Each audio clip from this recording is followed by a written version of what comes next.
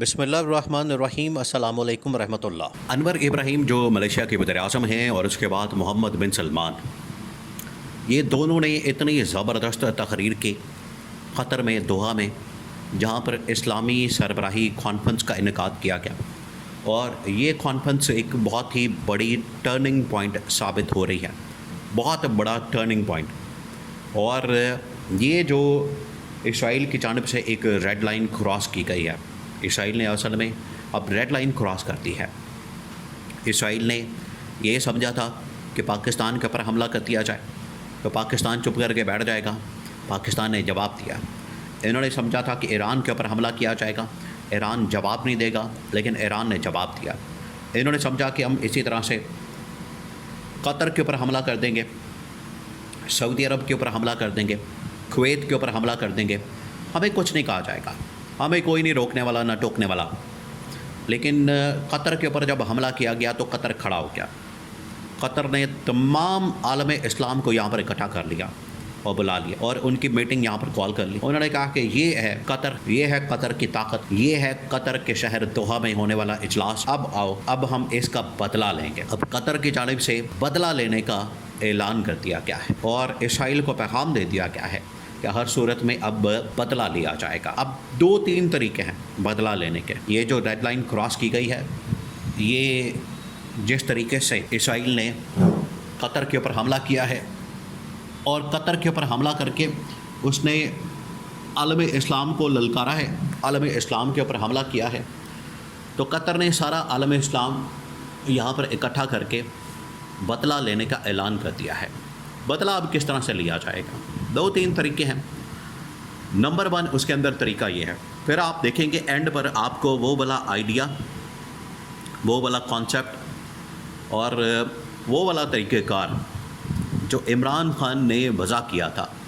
عمران خان نے بتایا تھا کہ اگر آپ یہ والا طریقہ کار اختیار کریں گے تو کوئی بھی ملک آپ کے اوپر حملہ کرنے کی جرات نہیں کر سکتا، کوئی بھی، وہ چاہے اسرائیل ہو، امریکہ ہو، بڑی سے بڑی طاقت ہو، کوئی ملک آپ کے اوپر حملہ نہیں کر سکتا اگر آپ یہ والا طریقہ اختیار کریں گے۔ وہ اینڈ پر آپ کو بتاتے ہیں، لیکن اس سے پہلے یہ جو 2-3 طریقے اب بدلہ لینے کا، انتقام لینے کا جو اشارہ دیا گیا ہے، جو اعلان کیا گیا ہے، وہ 2-3 طریقے۔ اس میں نمبر 1 طریقہ یہ یہاں پر کہا گیا ہے کہ ہم فوری طور پر اپنی فوج کا اعلان کریں، اور اگلے 24 سے 48 گھنٹے کے اندر اندر ہم نے اب تمام عالم اسلام کی فوج کو اکٹھا کر کے، تمام عالم اسلام، جس میں سعودی عرب بھی شامل ہے، کویت بھی شامل ہے، قطر بھی شامل ہے، عراق بھی شامل ہے، ایران بھی شامل ہے،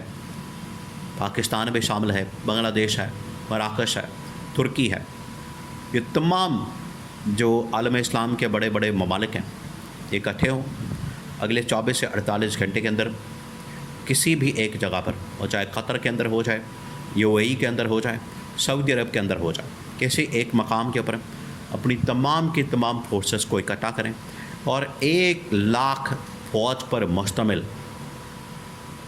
1 لاکھ جوانوں پر مشتمل ایک فوج تیار کر لی جائے۔ بہت بڑا یہ یہاں پر بدلے کا اعلان کیا گیا۔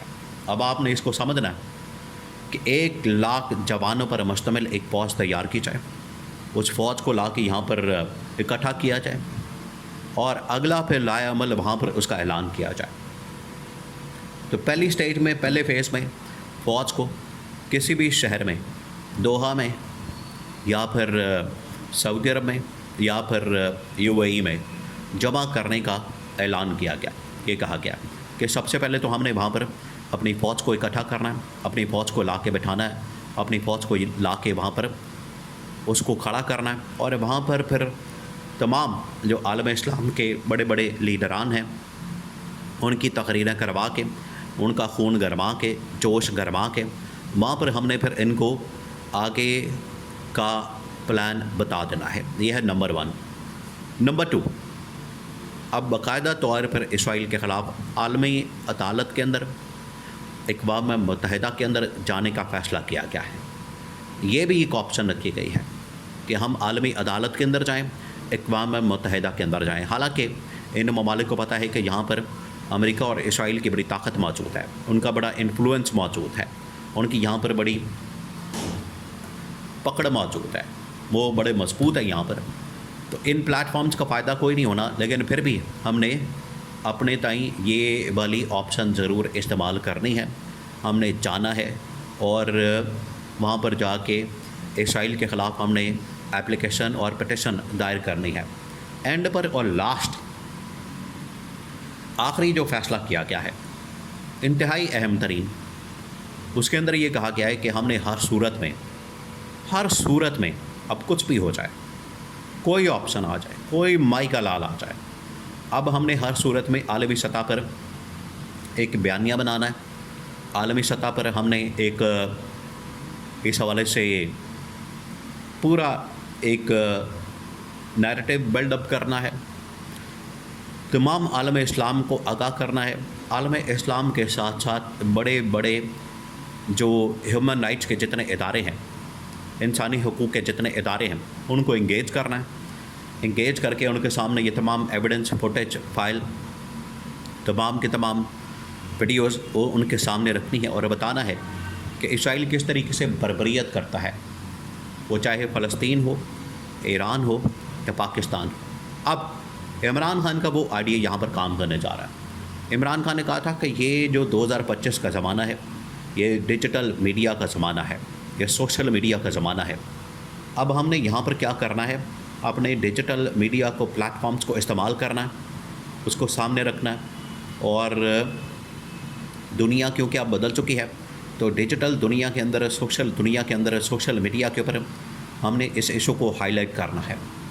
اور تمام جو یورپین طاقتیں ہیں، امریکہ، کینیڈا، آسٹریلیا، برطانیہ، یہاں کے لوگوں کو ہم نے سینسٹائز کرنا ہے اور ان کو سڑکوں پر لانا ہے اور پرامن انداز میں احتجاج کر کے اسرائیل کی جو بدماشی ہے اس کا راستہ روکنا ہے. یہ ہے وہ آئیڈیا جو عمران خان نے دیا تھا.